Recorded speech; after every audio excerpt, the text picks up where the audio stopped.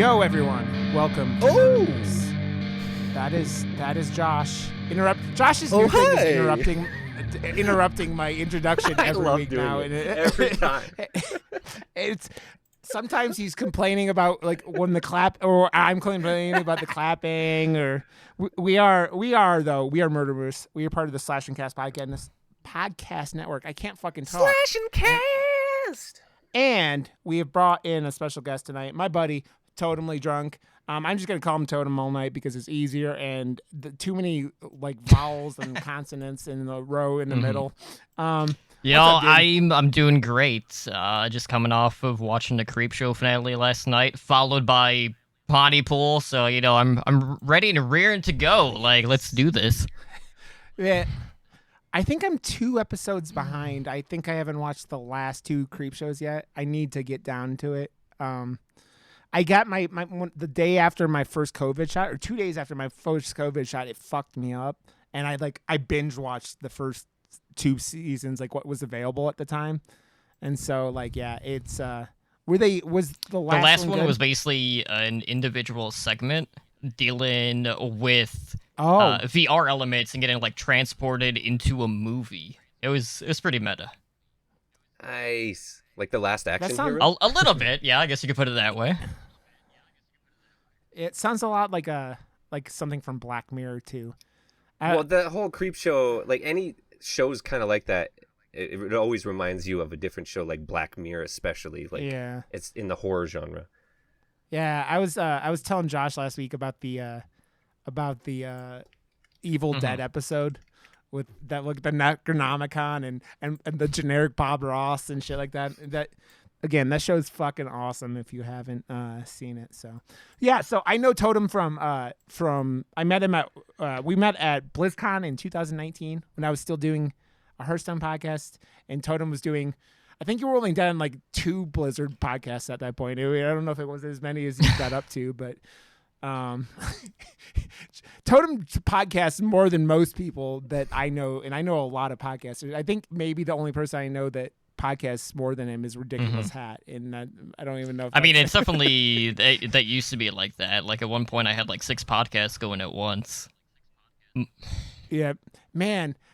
How you find that many people dedicated like on a weekly basis? I've at points been at, I think I may have hit 3 at one point at one time, and that was a lot. It was like hard to do, but yeah. And streaming and like everything else, like it's a lot, right? Yeah. I have 2 kids, so I've whittled it down to the essentials, and this is all I can fit into my week now. Yeah, it's funny because when the weekend I met Totem, it was like I remember him sneaking off to go see. Yeah, it was an early premiere, and I took Vashti with me. I was like, "Hey, we're ditching your hubby, and you and I are going on a date night, and we're gonna catch the early premiere of Dr. Sleep. We'll just tell him, go drinking, fuck it, do whatever, right? And then you and I are just gonna hit town, and it was a good night." Yeah, that movie. I was giving people shit that recently because I was like, I don't know if I would actually consider Dr. Sleep a horror movie. Like, I feel like it's like kind of a thriller for a lot of that movie. It was a studio movie, and I felt the exact moment when the studio busted in on the creatives and went, "You're not doing enough stupid shit, and spend more money," and blah. And like, I felt like the movie up to the 3/4 mark had like a consistent flow and feel to the movie, and then all of a sudden it was just like bleh at the end, and I was like, what the fuck, this isn't what it should. No, come on. And then I was disappointed. I do enjoy that movie a lot, but it's weird. Is that Mike Flanagan? Is that another Mike that Flanagan one is, yeah. piece, or am I thinking of Mike Flanagan, man, who is, it's funny because like the guy only gets credit now for he gets all the attention for the Haunting series, right? On Netflix, right? So it's weird seeing where he gets attention and whatnot. So Totem, I know you're talking about when we first met, you were going to see that, but you had a brief running horror podcast yourself, right? So that means it was like why I was like I want to. You chimed in when I said I was watching this, and you were like, I'm like, man, I gotta ask him to do something because I like pulling in people that are outside of like our podcast network or whatever. But what's your backstory with horror? You've been into horror basically forever? My entire life. I'm trying to remember like my earliest horror like movie that I saw. It was probably something that I was watching in passing. Like it was one of the Exorcist sequels that was like probably airing on like USA Network at the time, and I was just so captivated with it. But like theater wise, like the first horror movie I actually saw was Scream 2, and obviously Scream just being a love letter to slashers and just what it did to the genre, revitalizing it. That's always gonna hold a special place in my heart. So I definitely rate that pretty high. But it's like every week, I get together with people I've met online. We stream a double feature, and that's been going on for like 5 years at this point. But it's just my go-to genre of choice. You grindhouse every Tuesday. That's fucking dope. Damn. You do that in your Discord? We use Cast, which is we used to do like Rabbit, which was like a screen sharing type service that unfortunately went under. Cast is another alternative to that, and we've been using that. So you basically, one person hosts the screen share, and there's like a chat. You can have mics on if you want, but we don't do that obviously because we don't want to be like actually like talking verbally during the movie. Yeah. Yeah. That's cool, man. It's so funny because I feel like doing this and being on the podcast network that we're on and all this stuff, we meet all these people, then it's just like it's the same story. It's like people like Josh and myself and you, they're just like it's like horror movies as far back as you can remember. I always talk about watching horror movies as like so little that I don't remember like what they were. I think honestly Terminator 2 was like one of the first like movies that scared the shit out of me when I watched it young, and then I wanted to watch more scary movies after that. I think that was like my introduction into R-rated movies was Terminator 2. And then I went back and watched the first one and was like, holy crap, this is like not like the second one at all. Yeah. I was telling Josh before you got on Totem. I was watching. Then I told you I was arguing with my Twitch chat about whether Terminator is a slasher movie tonight, and they were all saying no. And I'm like, I know you guys are partially just trolling me, but like there's a distinct part of you that you're not, and I'm like, whatever, I don't care. But I'm like, you're wrong. It's a slasher. So I don't know. I just feel like it matches up with like, I feel like Terminator you can really compare to fucking Halloween, like is a good one to compare it to. Like it's kind of the same kind of beats of like unstoppable person doing what he's doing, and they're like, but the other ones are like that too. I'm like, but no, the other ones are. I think that this other one's a franchise now, right? Like they treat it as a franchise. Yeah, and I compare them more to like they're like it's a monster versus monster. It's Godzilla versus Kong, right? You have these two unstoppable things fighting each other, and it's not just pure horror at that point. It's you switch the beat of that new movie and show the carnage for an hour and a half, just one footstep, and the carnage and all the repercussions of that one footstep. It is the most dramatic, most sad movie you could ever make, and like they just choose to, like, how many people died in that movie, but you only see like a blink of like the humanity that is just being destroyed. But if you put a magnifying glass on that, it is like hard R-rated movie for sure. Yeah. So, Totem, what is your favorite horror movie of all time? I'm curious. Ooh, I mean, I definitely have a go-to answer that's pretty streamlined. I mean, across the community, and I still consider The Thing to be the best horror movie ever made. I've been to the point where I've been saying for a while now it's Alien, but I've been having this lately, especially the last like 6 months or so, like going, but is it really The Thing? Like The Thing is the one that always shouts up, and I can sit there and I finally bought a Blu-ray copy of it last year, and I think I watched it like 3 times in like a week or so. It was like some insane amount of like rewatching of it, and I'm just like, this movie is so incredibly perfect, and it's I just love when the stomach and then opens up and in his head, like it's just so good. Yeah. Honestly, for me, it's rewatchability as well. Like I haven't watched that enough, and for me, it's all about timing too. Like when you said Scream, that whole series, it is the reason why I am obsessed with slasher films for sure. But Army of Darkness was that movie that I put on. At one point, the VHS got like worn out because I put it on every single night before I went to bed with my little TV in my room. I would put it on and like quote it to fall asleep. And Army of Darkness is like, and Ash in general is just like too good. Yeah, it's Josh and I constantly talk about practical effects here. It's why we like go back to Psycho Gorman, which we were talking about before the stream. Did you see Jack Brooks' Monster Slayer? That's another Canadian fucking like amazing practical effects movie that has Robert Englund in it as well. I haven't seen that one. It's on the list where it. You know what? It always reminded me of, and probably why I never watched it. I always like looked at the cover of that movie, and I was like, "This looks like a generic Tucker not at all versus Evil." I know, but the cover is what it reminds me of. It's a very smart movie. The poster is very, very busy. There's a lot going on in there to digest. They tried to make it like a Marvel movie of horror for the poster when it really didn't need to do that. If the poster was different, I think it would have had a bigger audience because they made him look too much like the superhero of horror or something, right? Yeah.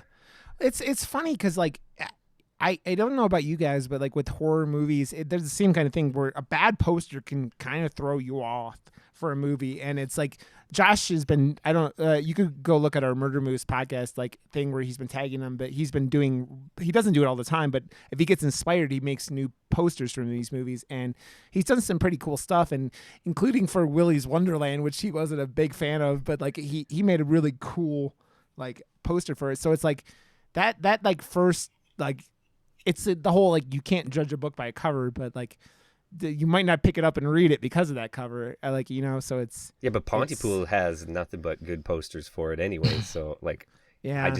And the color grading of, I don't know. Like, there's so much to adore about this movie, for sure. Yeah. Yeah. So, yeah, we are talking about Pontypool today, which is... Josh, you want to read the summary real quick? Pontypool. A radio host interprets the possible outbreak of a deadly virus which infects the small Ontario town he is stationed in.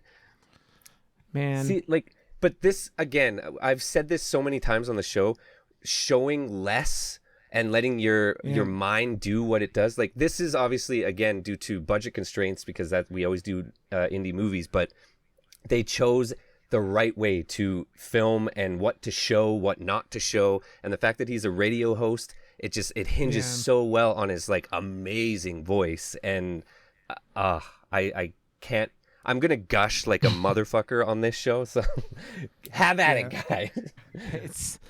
So I realized like this movie kind of feels like to me, like they were like, we want to make a zombie movie. And then they were like, you know what was really horrifying? War of the Worlds, like, but not the reading of it. It's that whole thing where you're completely just, it's that words, and that like the creepiest parts of this whole movie are probably when their chopper guy, their chopper guy is like on the phone with them, and the shit you're hearing, you're like, oh, I know. I lean in further and like closer and closer to the screen every time. It's like, oh, it's so intriguing.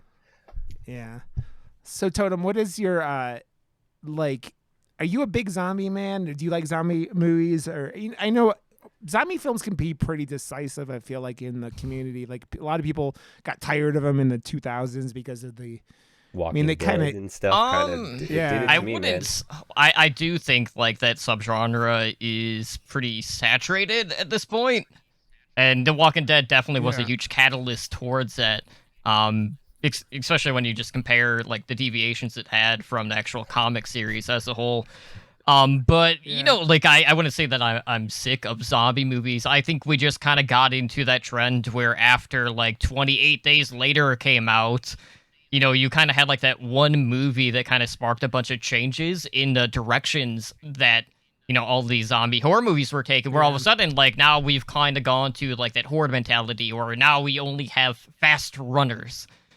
Or, you know, you fast forward. It drew a line. Yeah, you like fast forward to like World War Z, which I did not like at all. I didn't like the idea where you had like all these like towering like hordes of zombies. I didn't like the copy like it felt so weird to me because you're used to like that slow and methodical that you were introduced like back with Night of the Living Dead, which by the way, the Creepshow finale plays into Night of the Living Dead heavily in some parts, which is great. Yeah. Yeah, I gotta watch it. It's on my list. But yeah, for me, it's just, you know, we've seen so many different ways that directions have been taken for zombies. And then when Pontypool came out, Pontypool went with the whole, okay, less is more in this case. You know, they shot this movie in, I want to say it was like a church basement. You know, it's a one-set-in type movie. And, you know, at its core, you know, you look at the way that transmission happens with the virus, and it is unlike anything you have seen in any other zombie movie. And I know there's parts in the movie when, you know, they're trying to describe, like, what Ken is seeing as, like, all this rioting is happening, and they restrained from using the word zombie. The entire time, which is great. Like, it's not that they don't know what a zombie is. It's just the fact that they're still trying to fully grasp what is actually happening and unfolding before their very eyes. But at its core, this movie is really about whether or not you can talk yourself out of a situation or to solve a problem, because words, in this case, literally not only infect you, but doomed Pontypool as a whole and potentially the world, which we'll get into, which is just such a crazy thing. But, you know, this is a movie that transcends an idea of, you know, we don't really have to show a lot. You know, we're going to play with your imagination. Because a lot of times, you know, I love Splatterhouse movies. Like, you know, I love the, you know, Tokyo Gore Police and all those movies in Asia, which are fantastic. I mean, it's like anime, essentially. Just blood everywhere. Yeah. We just did Versus, which is a that's very, also in very, line. You know, like over the top, like anime. Yeah, but you know, you don't always have to show everything to let your mind wander, because the less you see, the worse it is in your head. Yeah. And this movie does that to an absolute T. Honestly, I think this was the first movie I saw at Calgary Underground Film Festival ever. It was the first time I ever attended the festival, and it was the first movie I saw, and they were both in attendance as well. So, like, to start my, like, kind of festival goingness with this picture, and it just, like, blew me away. I was like, the words are infecting people, and this was so good. I was just like, everyone was applauding, and like I've carried that love for cinema now. Like that was my introduction. I don't know. I love it too much, man. It's one of those things I feel like when you get into something like this and you go like a screening or something, like I haven't been to too many screenings that like I was going for a while, like when they would offer them in Denver. And it's been a while, but then I started going to Alamo Draft House, and I didn't want to go to any other theater. But so I went and saw a movie called Martha, Marcy, May, Marlene, which was one of the first movies that I saw with Elizabeth Olsen, and her and the director showed up afterwards and did a questionnaire. Nice. And that you have that stays with thing, you. Yeah, and it stays with you, and it leaves a lasting thing. Especially that movie's real intense. I mean, it is real intense. It's a pretty there's like 4 actors really that are in it most of the movie. It's like Elizabeth, her sister in the movie, and like the sister's husband and the cult leader. And you do so much with that little, and you show so much trauma. But it just shows you that like that movie being what it was, and then those people coming in afterwards, you have that kind of effect where it's like you kind of feel like special, like that you were in something like that. You know what I mean? It's that, and you get to talk to them and interview them, or not even interview, ask them questions, but it leaves that effect on you, man. So it makes sense. And I've said it so many times on this podcast, but yeah, the movies that have scared me personally more than anything my entire life, and I've seen a lot of horror movies, are Blair Witch Project and Paranormal Activity. Both movies that don't show shit. The entire movie, like you have, it's just the tension build is so good in those movies as well. Yep. But I love the part where he like pulls back and he's just trying to understand everything that's going on. He's like, are people fucking with me? Like, you could all just be having this elaborate, like, because of the way it unfolds, and then the weird brown face kids walk in and have to do this sing-along song thing, which was like that. He brought it up on Discord. He's like, what the hell's with brown face? And I was like, I don't know what you're talking about. I haven't watched this movie in a few years, and then when I popped it back in, I'm like, oh no, what are you doing?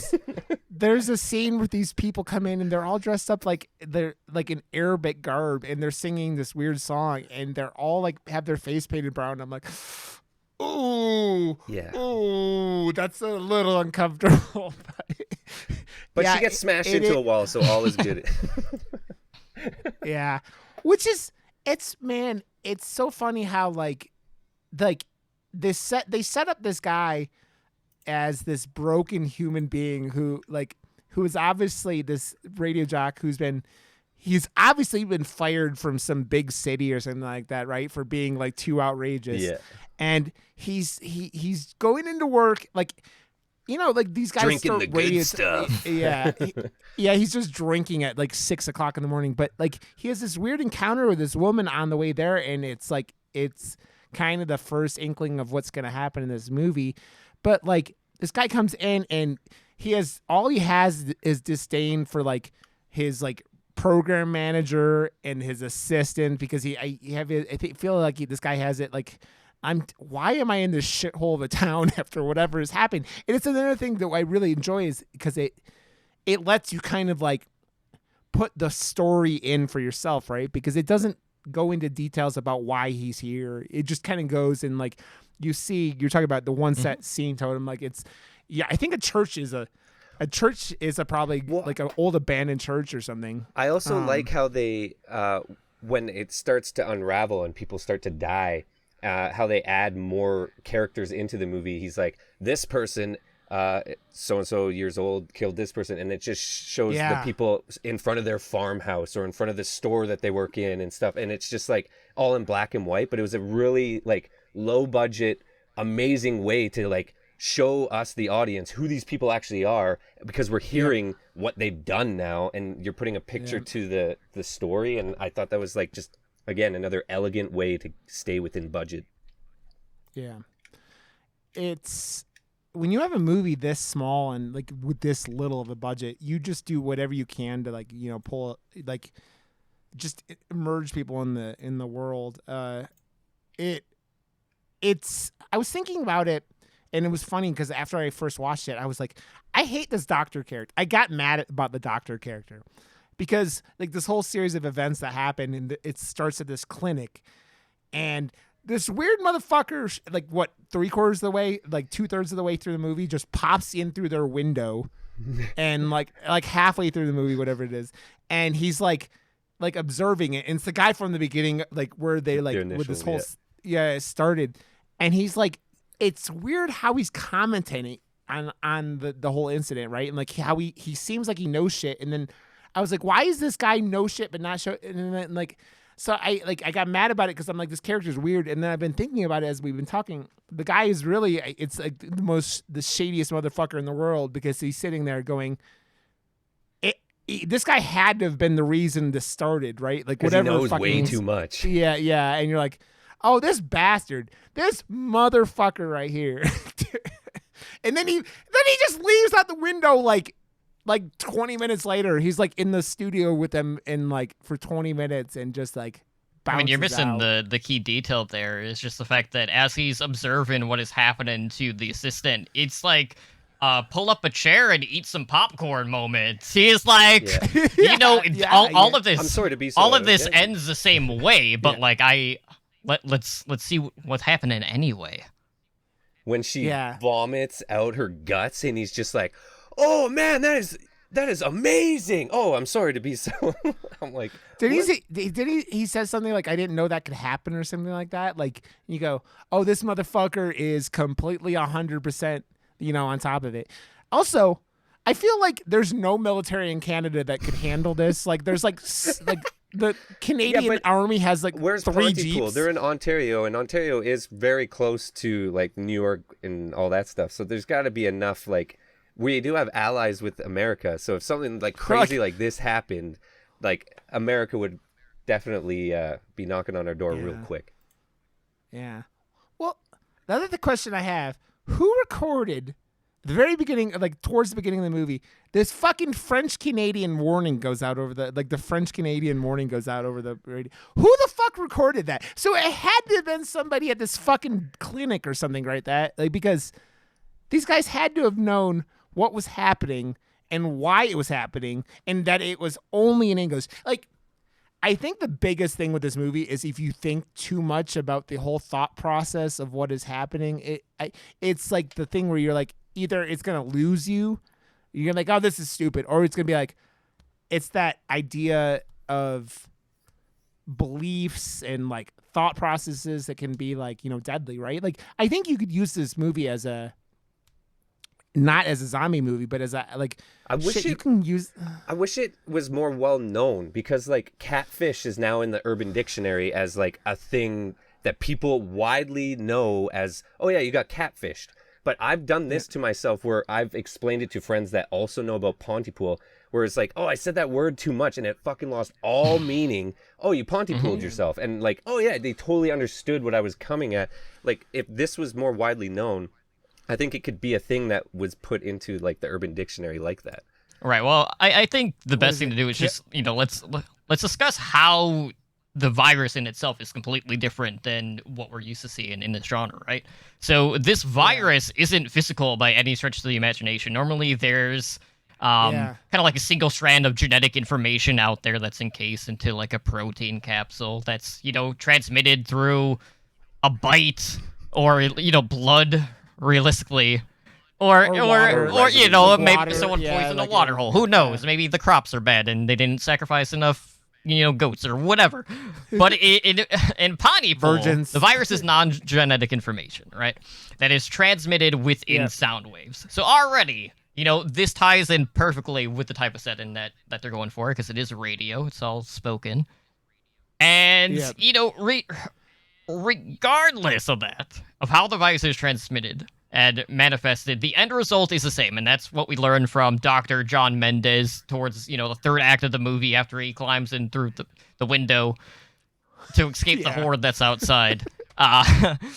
But, they're all talking about that basically, lost cat. And, that's one of the big things, is that with this virus, basically there are 3 stages to it. Initially, stage 1, you start to repeat a word. And it just, something gets stuck, and you keep repeating it over and over again. The second part is when you go into, like, that seeking mode or searching, where your language becomes so scrambled that you can't express yourself properly. And then that leads into stage 3, which is when people are so distraught that the only way for them to, like, just get through things is for them to try and basically chew their way through other people. It's like, it's such a weird kind of setup, but it works. But they're also turned into like a mockingbird. Like, I love the scene where the what's her name, Laurel Ann, starts mimicking the teapot. Like that was really creepy and like super well done.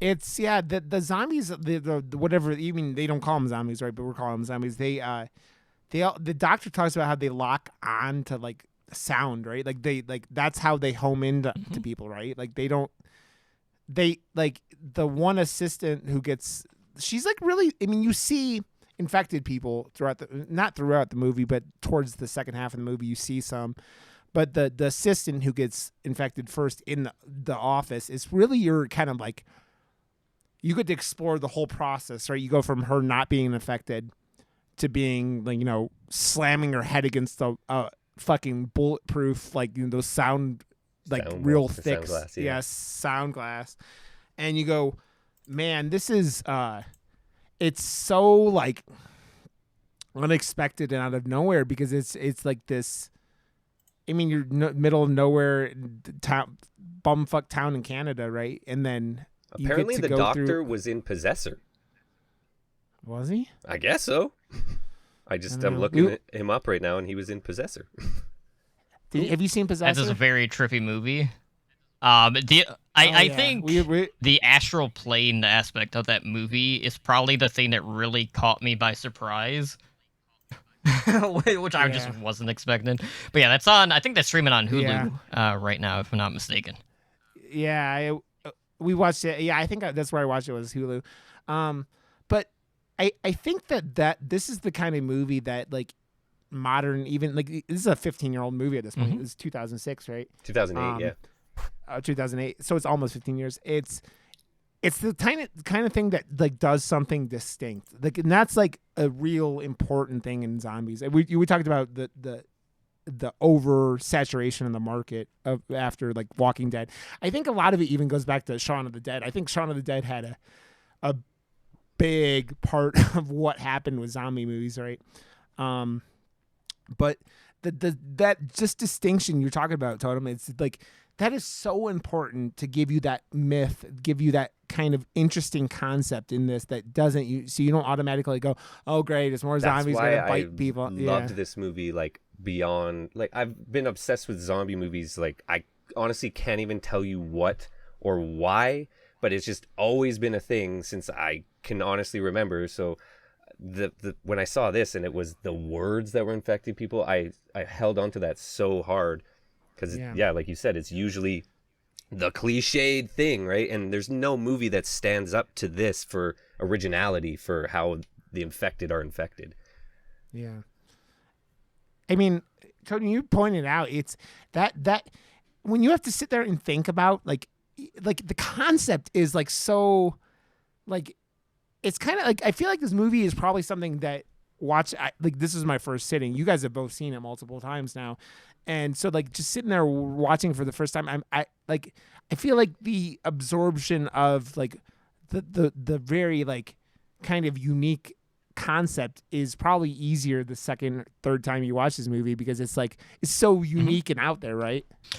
Yeah, I think at this point, I kind of put Pontypool in kind of like that ear porn, like, type subgenre, because, like, obviously, we're doing a podcast right now. So for something to be kind of just stationed around, like, a shock jock, it was just so different compared to what we're used to seeing. Like, as you said prior, kind of like dating back to, like, War of the Worlds with the radio broadcasts. And what I really liked about this, too, wasn't just the way that they went about doing the virus, but knowing that not everything triggered using the same word. Now, at the start of the movie, you saw a lot of the, lost cat posters that had, honey lost and, it had, like, number and everything, if anyone had found it. And a lot of the trigger words within the movie kind of were revolving around things that had to deal with love. So, we're talking sweetie, lovely, cutie, precious, honey. A lot of, things that were common. Like, they... the one assistant, like, talked to her kids at some point during a movie, and, she kept saying sweetie over and over again. I'm like, oh, you're infected now. You don't know it yet, but you're going to be.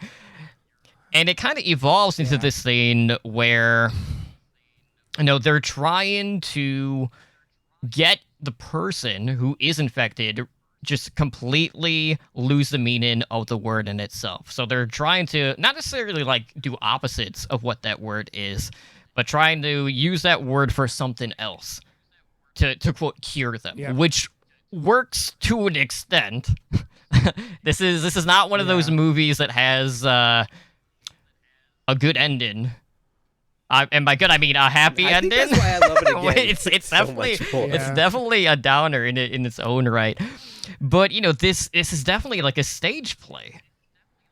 This movie fully embodies what I like to call the KISS method, which is the keep it simple, stupid.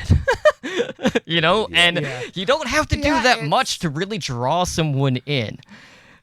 And oh, go ahead. Well, that's. No, it's one of the things we love about these little movies we talk about on a regular basis here. It's the ones that get they know what they have, the tools they have access to. So you're not trying to make, like, Dynasty Rex CGI effects with a $10,000 budget. You're doing something that fits within what you can do, and keep it simple, stupid, as perfect example of what this is. Like what you're talking about is you're keeping what you can do in these limits and just going, we're going to do this as well as we can within these limits we're going to set for ourselves, because we know that we can kick ass in a movie and not try to overextend ourselves, right? I feel the director said something like, man, he was so surprised that this movie transcended so much or whatever, because he was like, I don't even know if I at the time thought, because I was doing so many TV shows, I was directing like nothing but TV shows, and I hadn't done a movie in a while, so this was like I just did something more simple, and the Kiss worked huge for this movie. Like if it was done any other way, I don't think it would have worked for the like subject matter that it had. Like if you started showing outside and what was happening and stuff, I don't think it would have Rod and I always say, like, if you're not showing something, but if it's talked about way better than I'm talking right now, it's gonna just sit with you. And like it scared me so much more, him in the silo, and he's like, oh, that's so and so's son, and he's missing his hands, and in my head I'm like, oh fuck, and it's like super gnarly in my head, and he's laying over there, but like he's painting this picture, and I'm like, oh, this is really terrifying in what I'm seeing in my head. And it's also kind of like that soft-spoken nature of hearing everything from another source too, because it makes you want to like lean in and get closer, even though you're not actually like seeing anything like on screen. You know, you're like, I don't know what you're doing at that point, but you're just like, oh man, like what's he, and you know, and he's talking about like how his arms are basically stubs, and there's like this little voice that he's hearing from like this 14-year-old boy or whatever, and it's just like it doesn't. But match. I also love at the same time the horrific story is being told, but then at the same time he's hearing from his assistant, like, are you gonna let this go on the air? Like he's describing like a complete, like, we can't have this on the air, and he's got that like thing, he's like, this is amazing radio, like the people need to hear this. And no, she goes, we can't have someone die live on the radio, because it's like that, you know, it's this middle of nowhere, like no budget radio station, right? So it's the voices, right? Like why do people get on radio? Because they have those, you hear the term radio voice, right? You also you hear the face for radio, like Josh. Josh has a face for radio, but that's besides the point. No, but no. And so like, it's that like that comforting, you know, radio voice. Like, and this guy has obviously been doing this. He's probably in his 50s, right? He's been doing this for a long time. It seems like he knows what he's doing. But he has that voice, such a good voice. Yeah. And it's funny, you know, we talked about the doctor, and when the doctor comes in, he comes in and he's like, oh, I get to do play-by-play of this zombie epidemic? Yes. Yeah. It's like he was pumped. Yeah. Totem, we're completely ADHD, so just go along for the ride. I mean, I kind of half expected it anyways with anything you're involved in. So, you know, I'm kind of used to it. Yeah, exactly. You know, you don't have to like ease me in. That's why Rod and I get along so well, because it's like there is no rhyme or reason to our show whatsoever. We just shoot the shit, and it lasts an hour and 20 minutes sometimes, and sometimes it doesn't. Yep, it does. So. Totem, where did you first see this movie? I'm just curious, like, because like Josh, underground Canadian film festivals, like, I this is one of those movies I have seen. Like, I watch a lot of things on like What Culture on YouTube and stuff like that, and other horror lists I've seen a lot of. And this movie has shown up a lot of times over the years, right? It's been there, and like it pops out as one of those movies that gets suggested a lot, and I just never got around to watching it. So where did you actually track this down? Okay, so the first time I heard about Pontypool was on bloodydisgusting.com.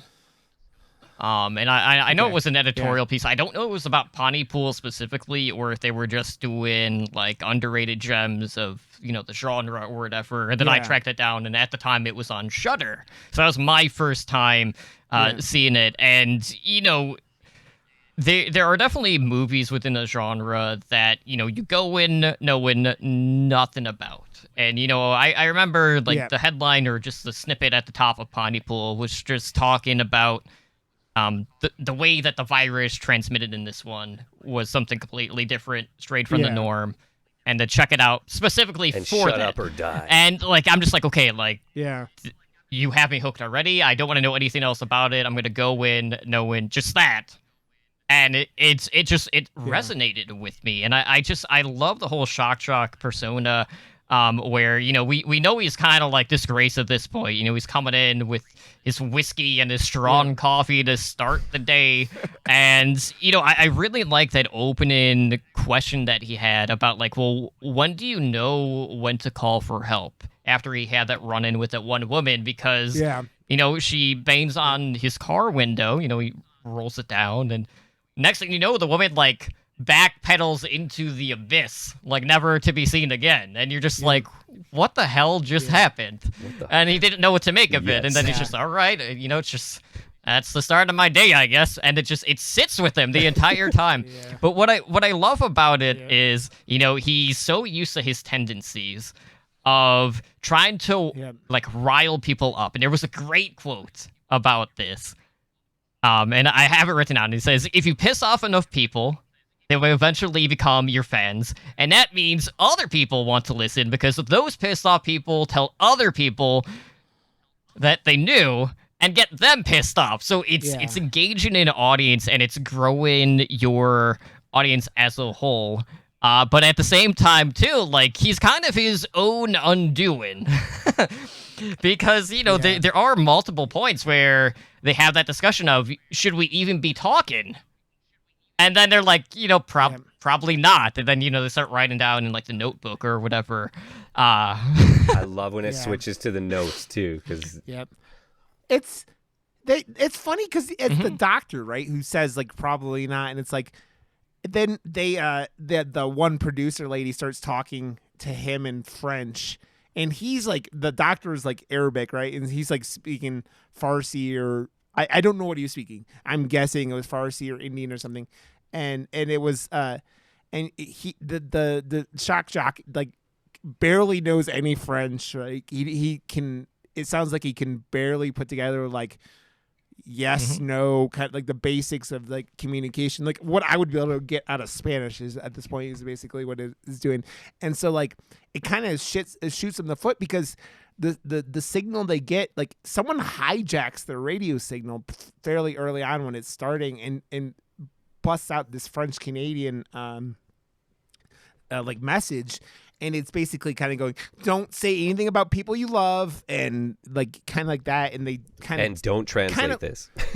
Don't translate this. And then they go, oh, it like his assistant, like the or not even the intern or whatever she is. She's the one who turns. She's the one who gives like translates it for him and then gives it to him and doesn't tell him what it says at the end. She's just like, here you go, and it's like. And don't translate. That's this. That's the Ron Burgundy effect. You pipe it into him, he's gonna read it off word for word. Yep. Was it? I'm Ron Burgundy. Fuck you, San Diego. The question mark. Yeah. If you put in if it's the radio thing, right? It's that perfect. Yeah. I love that comparison, the Ron Burgundy, because it's very what it feels like. You would think like a lot of people would like glaze over it and go, or graze over it and go, oh, this at the last sentence says, don't translate this. Oh shit. Well, yeah, I mean, this is also like well after, initially the producers like, no one wants to hear about this. They want to know what schools are closed for the day. And the shock jock is just like, yeah. Who the fuck cares about that? Like, no one cares. Like, we got a developing story, and this movie kind of like embraces the whole like 24-hour like news cycle. You get to see or hear about from different accounts the start of the quote outbreak within Pontypool to essentially the bitter end. But there's a sidetrack moment where they basically get interviewed by CNN, who were trying to spin like their own narrative, right? And that it was BBC, and they were like, oh, is it like true that like they're barricading people off, or you guys are going into quarantine and anything like that? Even though like there's no information on hand, and then BBC kind of like turns it around on Pontypool. to kind of like stage their own thing. You don't know anything. Yeah. It's very like, it seems like they have like someone in the military has called the BBC to like let them know what's happening just because it's so fucked up. And so the BBC people know more than these people in Pontypool because they're like, they don't, all the information they have is from these people who are like supposed to be there. Like, what does he say about like, I don't give a fuck as long as I have he doesn't say I don't give a fuck, but he's like, I don't care as long as I have like one of these witnesses on the thing. Yeah, he's not us. Yeah. And that's the big thing. And by the way, one of my favorite things in this whole movie is their what do they call it? The sky and the sky or the sun in the sky or whatever the fuck it's called. Their traffic helicopter, which at some point the producer's like, yeah, he finds a hill, a real high hill, and just sits up there all day and makes sound effects with his like whatever. He's like, he got like a little sound effect thing in his car that he uses to like make it sound like he's in a helicopter, which is pretty fucking hysterical. It's not only that, but it's just the fact that later on, you know, he's bringing him back into the call, right? And he's directing it back to Ken. And he's trying his best not to lose his shit over breaking the fourth wall. Like, he knows he's in a car and not, like, in an actual helicopter, but, like, he nearly loses it. Oh, no, there's helicopters. I gotta back up. And then Ken, you know, breaks the fourth wall anyway. It's just like, dude, you blew your cover. Yeah. Yeah. So it's like the thing where it's like, yeah, we're pretty fucked up at this point. Yeah, we're gonna like let that little mystery drop because it was that. What is it they talk about? She's like, it makes them feel good that he's up in the sky or whatever. Like, it makes the little people of Pontypool feel good that this guy is like above them. And it's crazy anyways because this whole thing's happening during this fucking crazy snowstorm, right? Which, by the way, is another sign of Canadian movies, as we just did with the Oak Room. It's like 100%. Crazy Canadian snowstorms in a movie. Well, it does snow like 10 months out of the year here, so you know, it's got to be in the movies. Yeah. So like, just I want to jump up to the ending of this movie. Do we know everyone? They're basically getting like they got bombed, citied out. Are they getting like? Oh yeah, 100%. The countdown and right before the credits roll. Yeah, that's what I was making sure because of the first watch. But yeah, it's very like, this is what happens at the end of.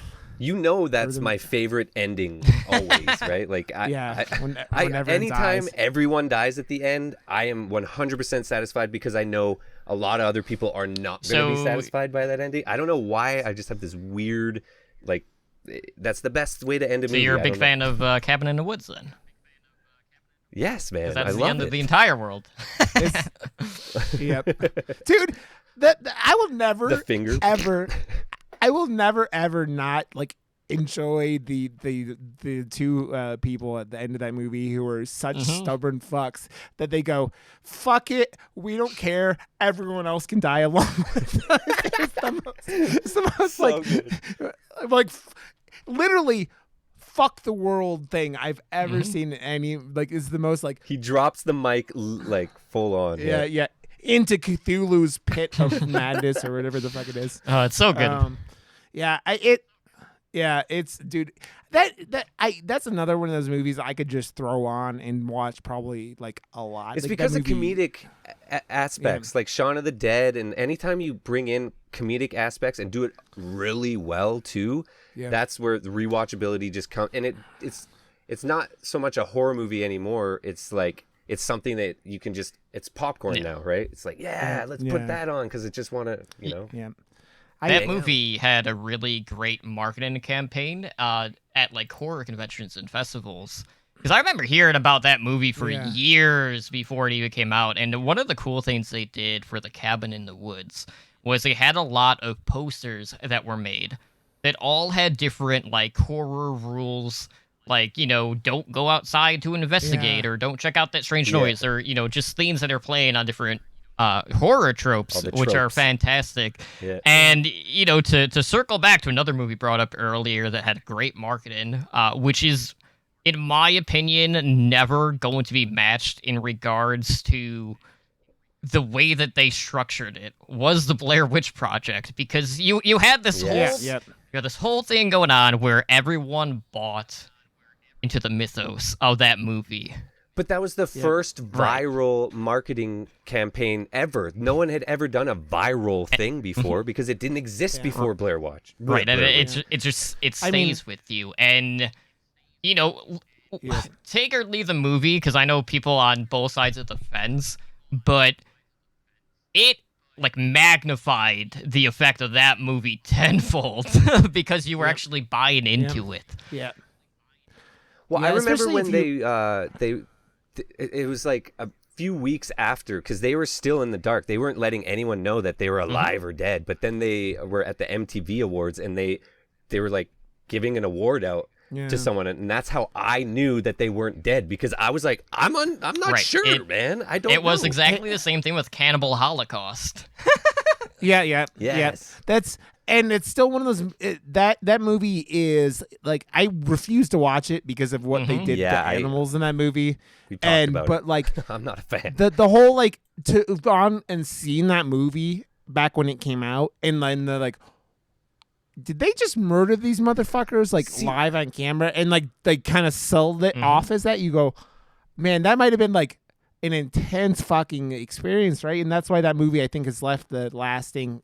But I don't understand the people that are like obsessed with that movie, because like my story of seeing that, we thought we were seeing zombie apocalypse, and then it was cannibal or whatever apocalypse, and people were like, oh yeah, they kill actual monkeys and turtles and blah, and I'm like, oh, why, what? And then we watch it, and people are like, yeah, I'm like, what it's the more, fuck, man? Like, you're getting off on it. It's more like, shock value than anything.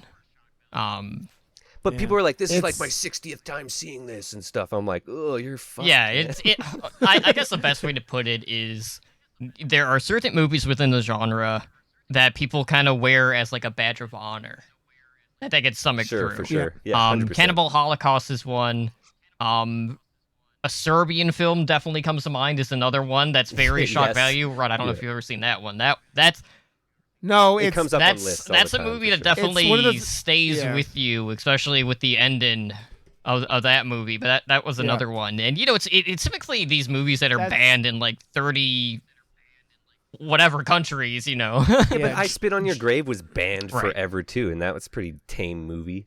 Germany, if now it's, you go, where you get your attention is when it gets banned in Germany and Australia. Like those are the two that like I think that get like auto banned, like picked up. And it's another one, like I think another movie that like that's kind of like that, but probably not. I think Serbian film is like the one that's over the last decade or so. You're pretty right. Like I still have never seen it because I don't know where the fuck you find it. I mean I could get this guy next to me to hook me up at some point if I want to go out of my way to watch it. But I think Martyrs is like that too. Like Martyrs is another movie I've never seen, and it gets brought up on lists. But it's like one of those you won't. We have it on our list to review, right? So we're gonna watch that's it. another movie that is going to stay with you a lot, because you know a lot of people looked back at the torture aspects of that movie and they're just like, it's too much. Okay, maybe we won't watch it. It's that's one of those movies, man. I don't mind if you have like. I still remember going to see Saw in the theaters with my friends, and like I had a friend who couldn't handle like the self-harm stuff that's in the first. Go back and watch the first Saw. The first Saw is pretty fucking mild. I think I've said it a bunch of times on here, but it's that there are like kind of like the sawing of the foot and the but the sound effects are really good, and they cut away with that. Yeah, I think the Saw thing that gets me the most out of just that entire franchise was definitely the giant mound of needles. I mean, I'm not a fan of needles, but just the idea of that scene in itself just petrifies me. You know, any sort of like trauma, like I love giallos and like Italian horror, but all of the eye trauma I cannot do. Like I can. It's rough.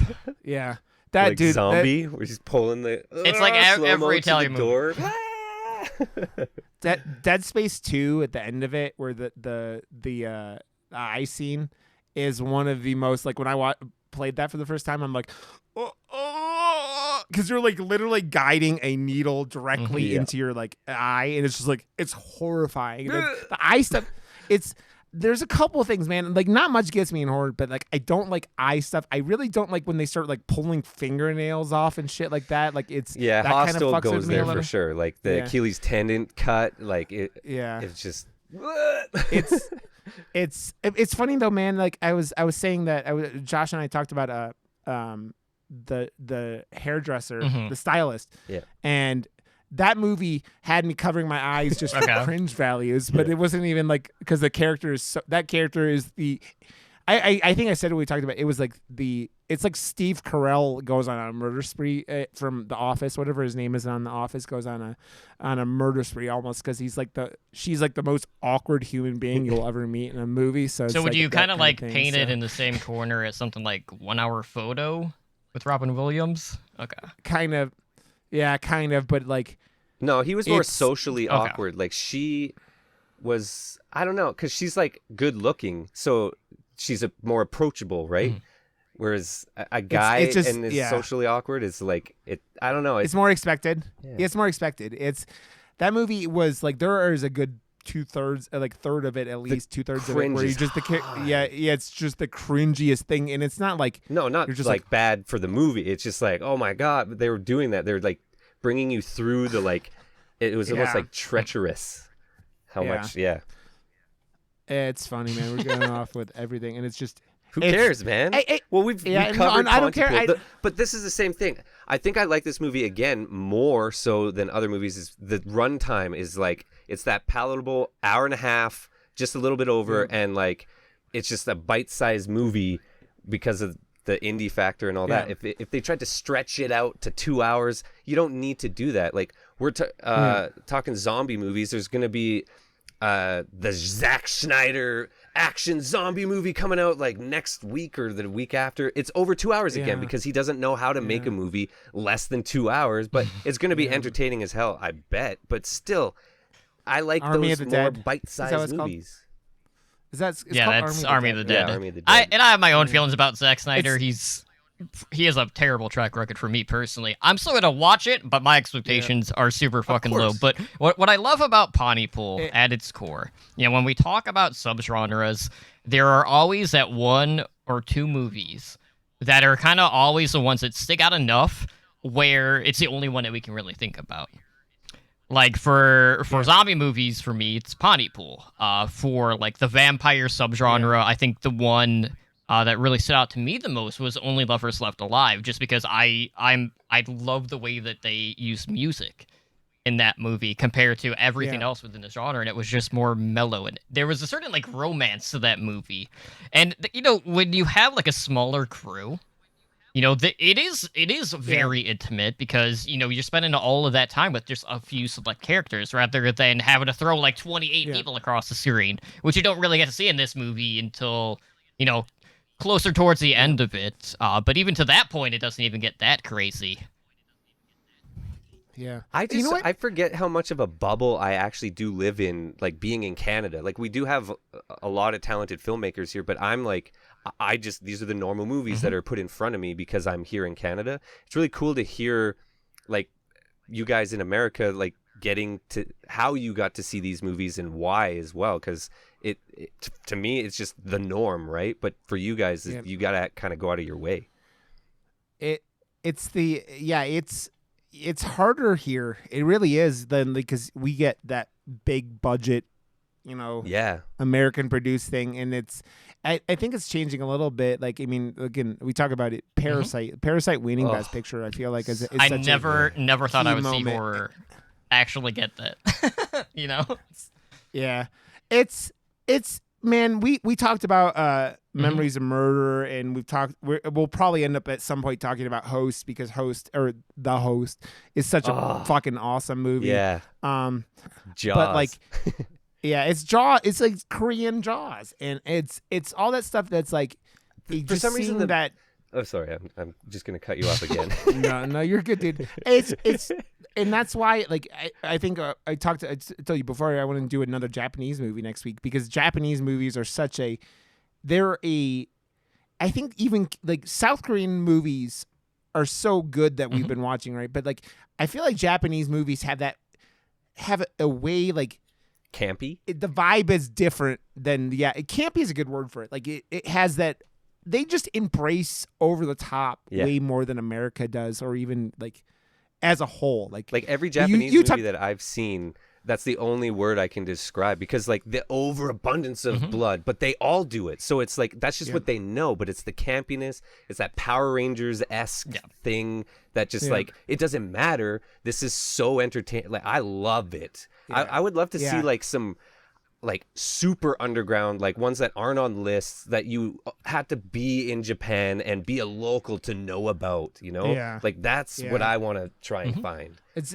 you could go you just go dive into Takashi Miike and just do everything Takashi Miike has done. I've been telling people lately about the opening of just one of Ichi the Killer, and how it is the most insane opening of a movie I've ever seen, with the title coming out with cum.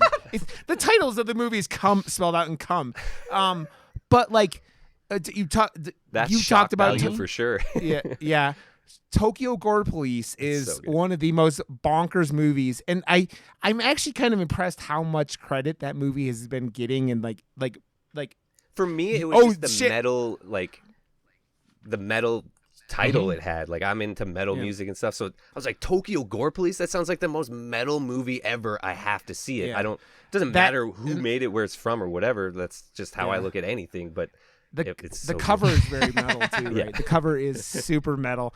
It is, and dude, that's the kind of stuff that you just go, man. It's like one of my favorite movies of all time is Let the Right One In, and Let the Right One In is one of those movies that like I still think it's like doesn't get enough credit for being what it is, and it's like we know we had Matt Reeves, who is a super talented director, doing the Let Me In remake with an awesome cast, but it's like it's the same thing with like the American version. It didn't have the love, the heart that the first one had. Like it felt like a whitewashed movie again, you know. Even though the first one is, you know, I'm just saying, like the American remake vessel. It's like, we can make money off of this because it was a really good movie. It's like, no, stop doing that. Old Boy happens time and time again. It happened with Wreck, with Quarantine. Oh yeah, Old Boy definitely comes to mind too. That was another abomination. You know, there was a Silent House. I did like Quarantine, but Wreck is. Or I mean, Wreck is that franchise in itself goes to some wonky ass places. Like the third one especially was honestly probably my favorite out of the bunch, just because the whole idea of like the whole fucking bridal chainsaw wielding. It's like, oh my god, I'm in. Yeah. It's, you know, it's funny. I keep talking about chainsaw things, and chainsaw things in cinema, in horror, always make me happy, because like I still think Mandy in the chainsaw fight is one of my favorite things ever. Just Mandy is so metal, and they knew how metal they were, and that's a movie embracing. Like, no, we are metal. Look at this axe. It is the most metal thing. Oh my god! I was just like, yeah. Have you guys watched Deathgasm? Yes. No, I got it in a horror block. That's another movie. one in kind of that subgenre. But to get back to Josh's point about like Canadian horror and like how it gets to us. I know, like, for me personally, more times than not, I'm reading about it online, or I've seen a movie from the director, and I just follow the director's filmography. Yes. Like, for me personally, like, I'm a huge fan of the Soska twins. Like, I meet up with them a lot at the conventions out here. Actually, I have, like, their Black Widow run, like, right by me.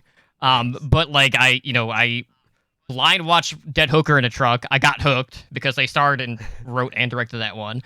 And then I just have watched every film of theirs since that point. You're exactly like me. That's how I find so many amazing or just really terrible movies. You're like, but how could you have made this? Because you made all my other favorite movies. Why? Yeah. But I still watched it. Yeah.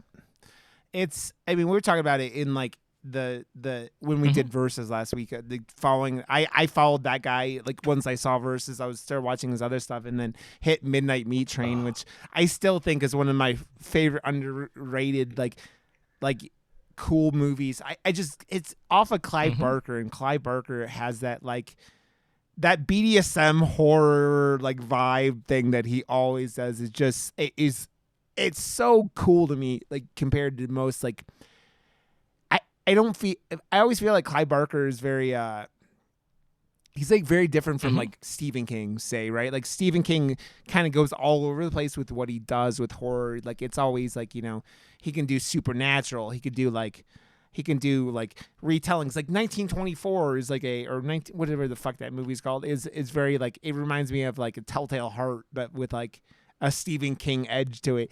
But Clive Barker always seems kind of stays very consistent to the like the dark of humanity and what that is. And I've always like that movie just like I think is dope because of that, because it's speaking of Stephen King director. I also loved how The Mist ended too. And no one else did. Like that's like it's on a list of the worst endings ever, and I was just like, what's wrong with that? It's terrible, but I loved it. Dude, it's funny because like my wife and I have watched that, and it's like that's not the ending of that movie. Isn't what she's like. I don't want to watch that again. It's the Bible bumping woman that's in that movie that drives my wife like insane. She's like, no, fuck that lady. I don't want to watch that again. And so like that's one of those things.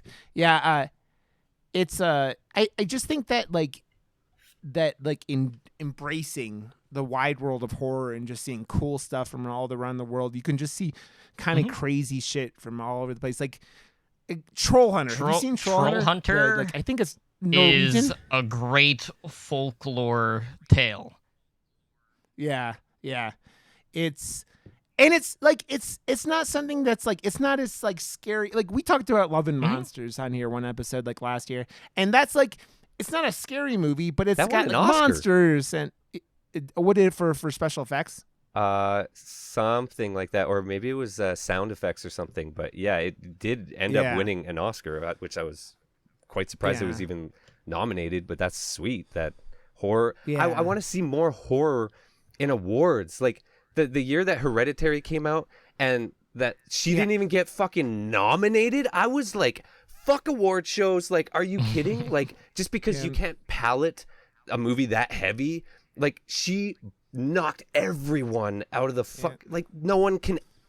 Oh, fuck that. I'm still pissed off about that. It's funny though. She got nominated for Sixth Sense. I heard Brian and Andy on Dead in Santa Carla call her the mother of horror, and you go, man, it's kind of like accurate because she was the mom in Sixth Sense, her Hereditary, and there's another big one she did. She was the mom in the Fright Night remake. Right. So like she's done a lot of those like the bigger horror movies the last 20 years and like been the mom of it, and it's like that's pretty cool, man. Hereditary I still feel like is one of those movies that like you lost the straight edge people as soon as that head popped off that telephone pole.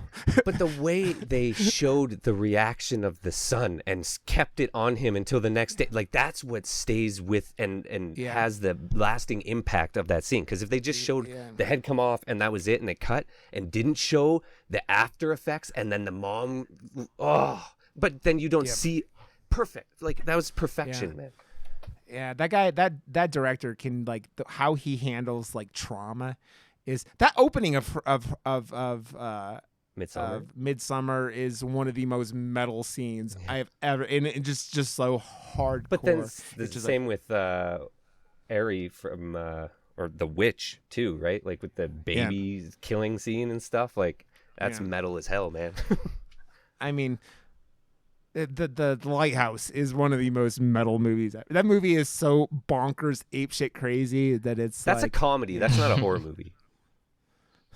It's got horror elements. So it's man, we've gone all over the place. Yeah, it's man. That's why I love like talking about like horror with you people like you, Totem. It's like it's cool to see like what you're embracing and what you like you pointing out shit like that is just it's cool because it's like I'm always down to go, oh yeah, that's really fucking dope, you know. It's like it's why I love Shudder. I feel like Shudder has been such a good curator of like weird, like a combination of weird and like and it's global horror. Reach like, too like they have movies from all over, but it's also made other movies that didn't have accessibility accessible now, like Fade to Black. Like no Fade audience to Black is one audience. That if you haven't watched it, really underrated 80s slasher.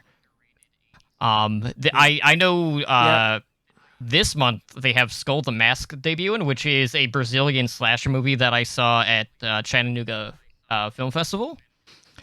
And that one is absolute bloodbath. So, like, if you're a fan of, like, Carnage Candy, definitely check that one out. Carnage Candy, I like the mythos behind the mask in itself kind of lost me a little bit, but it's still a good enough movie to check out specifically for the gore aspects. Yeah.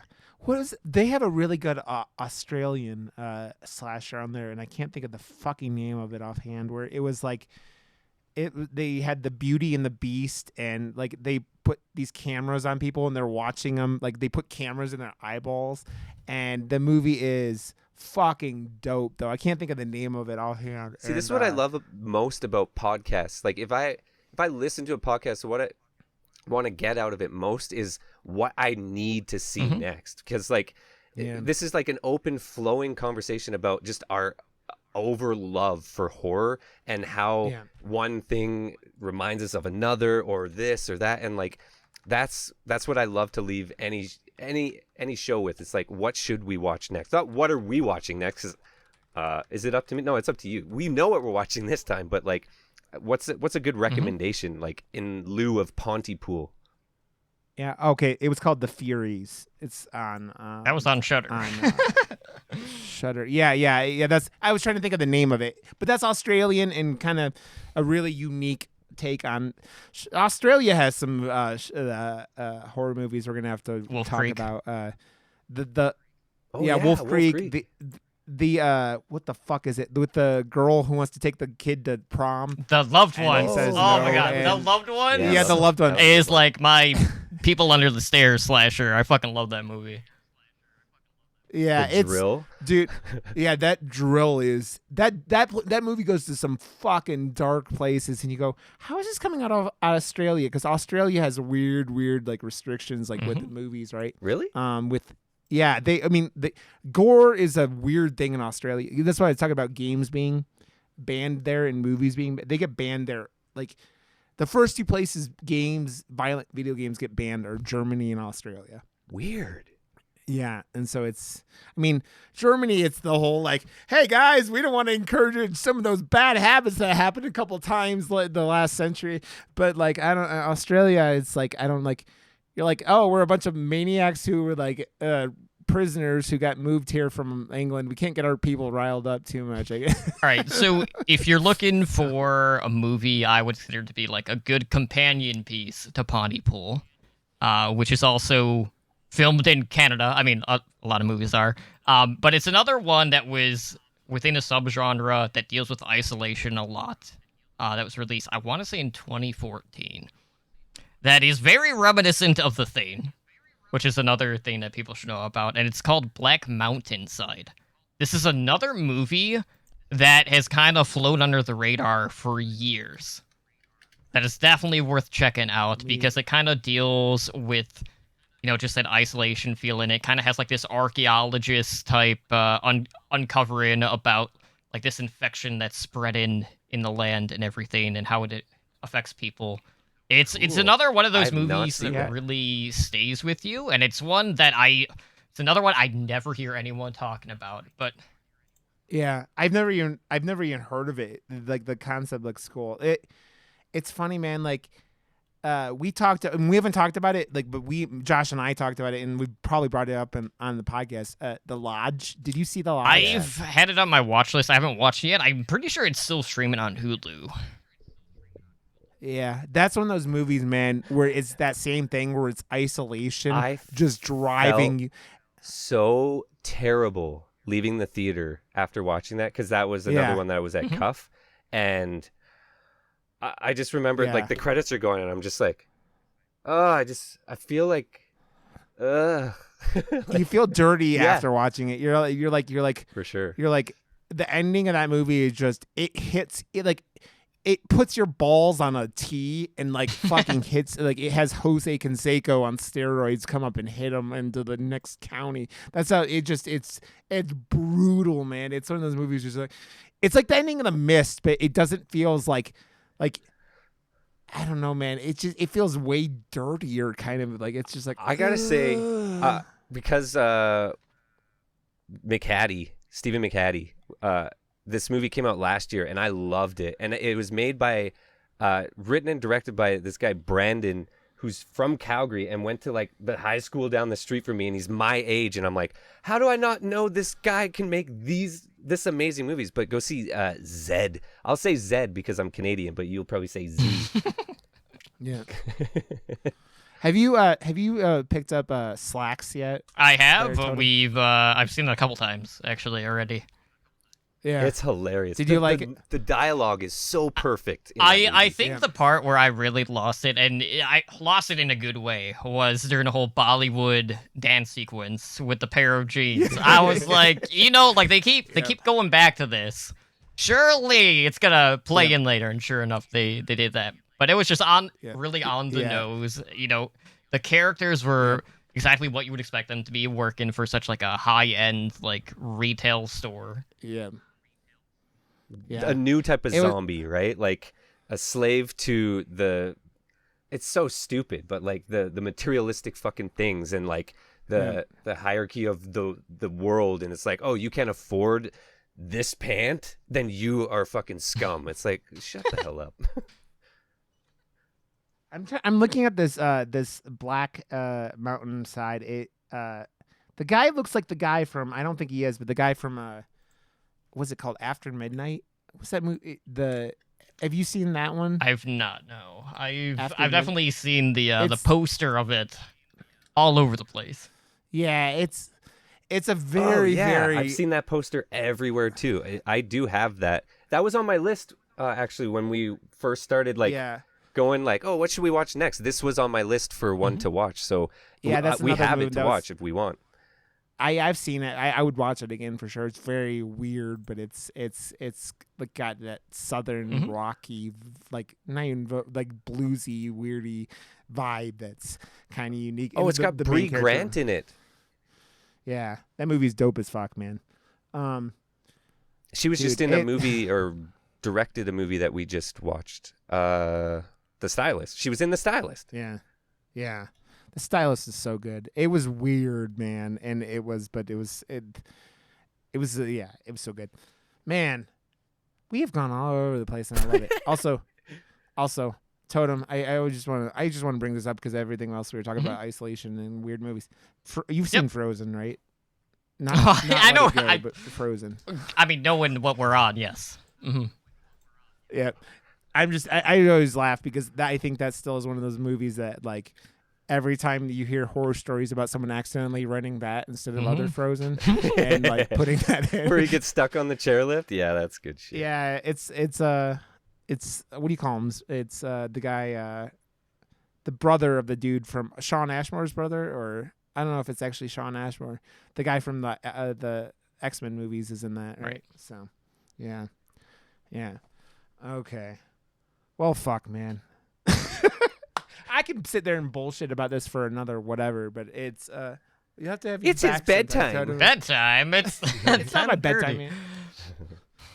It's 9:30 here, but like, yeah, it's no. I just have to be like, what are we gonna ask? I don't know. We could. Well, speaking of Brie Grant, real quick, if you guys haven't seen Lucky, that is another movie that is very hard to categorize.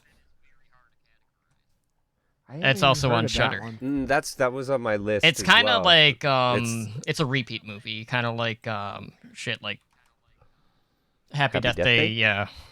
Which they're doing another. Yeah, they're doing a time. They're doing like a time travel slasher Back movie. Back to the Future meets Scream. Yeah, it's like the Groundhog Day. Thing. Did you see?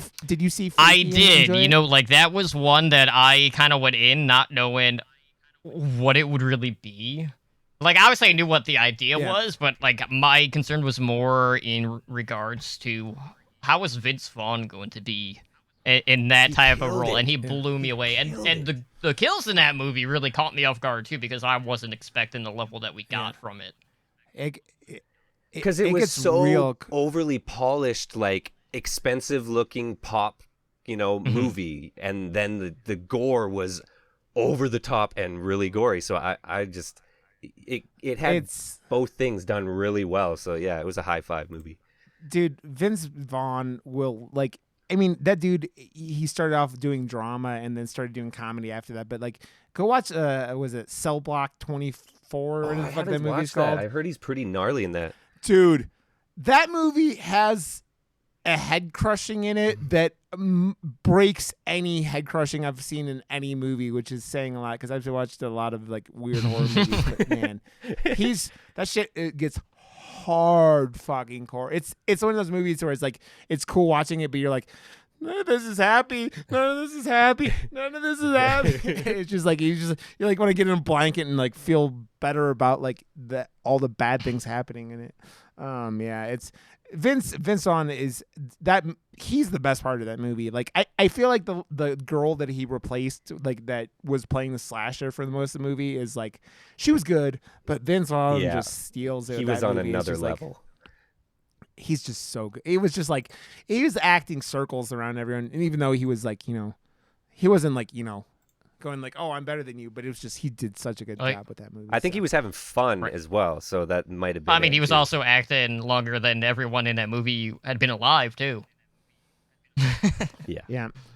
Oh yeah, the main character is Bree Grant has been doing a lot of this stuff lately. That's another movie that I've been wanting to watch, that 12-hour shift. Yes.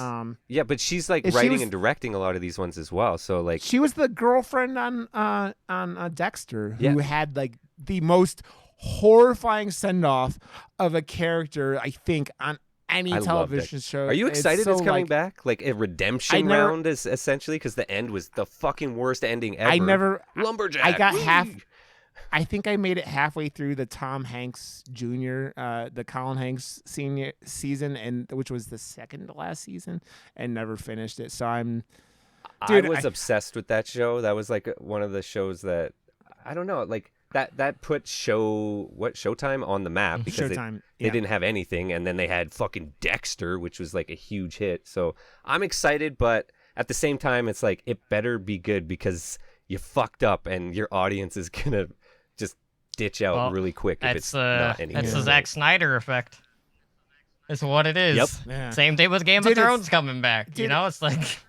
I know, hands up, exactly. It's like, I don't know. it's the thing. Game of Thrones, man. I read all those books back in like 2011, and I finished them up. But like, this motherfucker is never finishing his books. Like, he had written himself into so many circles, and I'm like, never gonna happen. Nope. This is fucked. And then, like, as we saw like he was like, yeah, it's good enough. Danny does this shit, and then John, and then okay, there you go. And then he's like, there's no that man writes about feasts like Hunter S. Thompson wrote about drugs. I mean, that motherfucker goes on for pages about like fucking feasts, like, and then the chicken's golden. It's like, shut the fuck up, fat ass. Okay, tell us about the story. He was hungry. Okay. That motherfucker's hungry a lot, because those books are big and there's a lot of fucking feast talk in all of them, man. That's why all the cool things happen at feasts. Yeah. Oh, dude, the Red Wedding is still awesome. Oh. Do you guys ever go watch like the reaction videos after that happened of people like recording other people when that was happening, and they're just like, it's like I imagine what my face looked like when the mist was happening at the end, where I'm like, what? Or it's really any just freeze frame from the 80s slashers, like Sleepaway Camp. Oh, except it doesn't have the garbled audio at the end.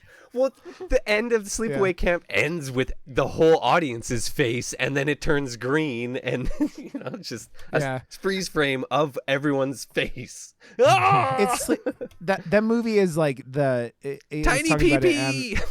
I did a podcast last week about horror sequels, and someone brought up the other two and three, and I'm like, I watched one and I was like, this. I see how it left the effect on me, but as a slasher, that movie is like, it's okay, but like the ending of that movie is what left that mark on horror. Is like, that is so iconic. I'd seen that cover which is that picture, but like not the dick hanging out, right? But way before I ever even seen that movie, and it's like it's one of those things. It's like, again, it's that horror. We're talking about cover. We've talked about artwork and horror, and that like that camp, sleepaway camp, and that image are like one of those two images that just they stick with, like, I think, make an impression on the horror audience. I remember saying this one time. It's like, Sleepaway Camp 2. Who the fuck would ever want to go back to that sleepaway camp? Well, isn't that? I mean, that's the running joke with the first 4 Friday the 13th movies, right? They're just like, man, a couple counselors got killed here, but if we move the camp like 7 feet down the beach, we'll be fine and we can make money again. To be fair, then, like, let's be real there. The logic is, okay, so where are we gonna take this? Okay, then we're gonna take it to space, and then even then you can't escape it. So like, where the fuck can you go? Oh, some of the best death scenes ever are in space, though. Like the freezing of the face, and then people shit on Jason X all the time, but yeah, the liquid nitrogen face smash is honestly one of my favorite kills in that whole franchise. 100%, man. That movie is so much better, or so much more entertaining than Jason Goes to Hell. Jason Goes to Hell is the shittiest shit show of shit shows. In that, I still think that shit is the shittiest of shit shows. Jason X embraces itself, though. It knows what it is, and it's having fun with it. And the mask is so dumb, and just, like, it doesn't matter. They were having fun, and it is a stupid fun movie. When you strap a Jason mask onto a testicle and film it, I mean, what do you? What? Okay, tell me his head doesn't look like a testicle with a Jason mask strapped onto it. Come on, man! It's just like bulging out. It's even worse at the beginning of Jason Goes to Hell, right? Like the 3 seconds he's in Kane Hodder's in that movie is like with that shitty fucking costume is just like, what do you put like. You get hemorrhoids all over your head, and then that's why Jason's killing everyone, because he's mad that he's got hemorrhoids on his head. So, dude, by the way, speaking of Jason and all this, I can't stop listening to Ice Nine Kills, and thank God it's Friday. I don't know if you do. Either one of you guys know Ice Nine Kills? No. So they're a metal band. Someone called them My Chemical Slipknot, but which makes me laugh. But they have a whole album where every song on it's like dedicated to a horror movie. Nice. So like they have Nightmare on Elm Street, Friday the 13th, like The Crow. They even have a Crow song, a Jaw song, but the album's dope. So if you like metal-y stuff, so it's kind of cool. So, oh fuck, man, guys, there's so much. But one more thing. One of the things that we talked about and we loved a lot on this podcast was have you watched The Dark and the Wicked yet? Okay, I have. I was not a fan of that one, to be honest. I was not in that one, and I watch a ton of indie horror movies, and even I was struggling. Yeah, it's always funny what like certain people get lost on with horror movies. Like it's like we both enjoyed that one a lot, and it was like very very like that thing gets dark as fuck. Like I think there's not enough good witch movies. Like there's a lot of like possession movies, like The Conjuring and that type of stuff. But like this was more like witchy possession stuff. And I feel like that isn't done well enough, often enough. I still think Lords of Salem is fucking completely underrated. I hated that movie, but I don't know, man. Like Rob Zombie has lost me like almost completely now. I actually think that that's one of his better movies that gets no credit. And I thought that the scene of her walking through the kitchen or past the kitchen and the fucking thing in the corner of that weird, like the back corner of the kitchen is creepy as fuck. What was the last movie where he brought back the characters from the dead? 3 from... Yeah, fuck him for even making that stupid fucking movie. Yeah. Yeah, that movie did not need you. Those are his biggest characters, like they're icons now in the horror world, and you gave them that. Like, fuck, I mean, man. that was like Halloween 5 bad levels of like a normal person taking 1,000 rounds of shotgun shells in their face. House of 1,000 Corpses is so good, and Devil's Rejects I thought was amazing, and it's like it's this weird movie that like every girl I've ever met that doesn't even watch horror movies, they all love that movie randomly. It doesn't make sense, but it's just one of those like weird movies. nothing he's ever done is as bad as Halloween 2. So I mean, yeah, but I loved the blood in that movie. His dark blood and the sound effects in that movie are some of the those are the only two things that I took out that were good from that movie. I always say the cold opener of that movie is one of the most metal openers of a movie. Yeah, but then a horror movie. Then he started making a Rob Zombie movie, and it wasn't Halloween anymore. I was like, dude, you're. Yeah. Oh man. Well, Totem, thanks for coming on, man. It was a blast. It's always really a good time to have, and I'm glad because you and I have interact off and on over the last couple of years since we're meeting, so it's been. Good to have you come in and. Oh yeah, I mean, this was the first podcast we've done together. To be honest, what the fuck? I know.